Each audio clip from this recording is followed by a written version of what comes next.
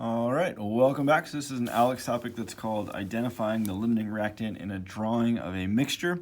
I think this is a really nice introduction to this concept of limiting reactants and making sure we understand how to figure out properly which one is going to be the limiting reactant. This gives us a nice little visual to do that. So in this video, I'm going to go over two different examples of this problem to make sure that we're exposed to sort of the different things we're going to see.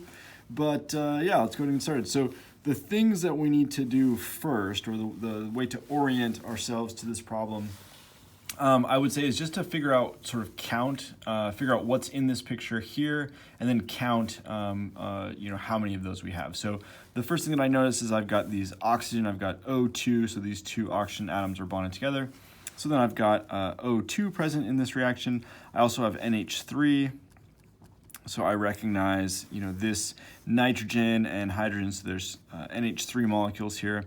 And then I'm going to count them. So I've got 1, 2, 3, 4, 5, 6 oxygens, and I've got 1, 2, 3, 4 NH3s. That's the first thing you're going to need to do, the first exercise that you're going to need to do. And then we're going to apply this information and use this balanced chemical reaction that's given to answer all of these questions. But the first two questions are really just based off of what we've already done. Of which reactant are there the most initial moles? That's going to be O2. Of which reactant are there the least initial moles? That's going to be NH3. And that's just based off of this counting of how many moles of each different thing are there. Now, for the bottom question, this is really sort of the key to this concept. Which reactant is the limiting reactant? And the whole take-home message here is that it's not always going to be whichever one is the least number.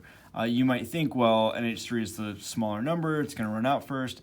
That's not necessarily the case, and we'll look at an example of that on the next one. But in this case, it does end up being that NH3 is the limiting reactant, but again, that's not always going to be the case. So what I would recommend doing actually is a little calculation to figure out, to sort of show that NH3 is the limiting reactant. And the way that I would sort of do that or sort of show that, what I like to teach is 4 moles of NH3, so that's just based off of this number. If we have 4 moles of NH3, the question is how many reactions, or one reaction, not reactions, one reaction requires 4 moles of NH3. So if you have 4 moles, and I'm getting this 4 from this number here, but I'm getting this 4 from this number over here. So this is saying that for every one of these reactions, it requires 4 moles of NH3. So this tells me basically I can do one reaction. So this tells me, as this is written, I can do one of those reactions. I'm going to do the same thing for O2.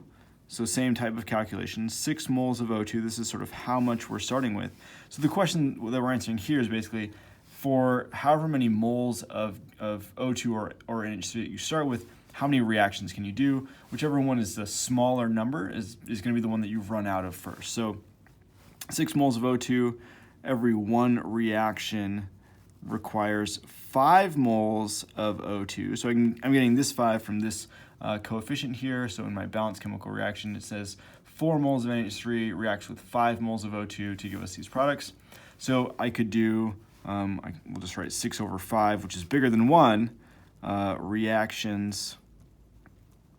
And then we're just going to compare these two numbers, right? Which one of these numbers is smaller?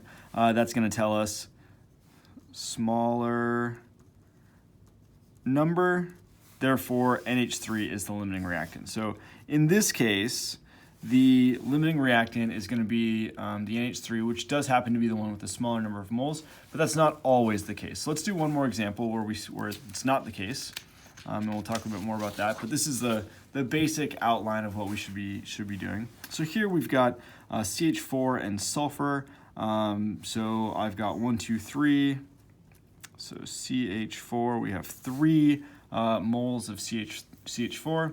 And then I've got 2, 4, 6, 8 moles of sulfur. So again, just counting these up, and then I'm going to answer these questions in here. Of which reactant are there the most initial moles? That's going to be sulfur. The least is going to be CH4.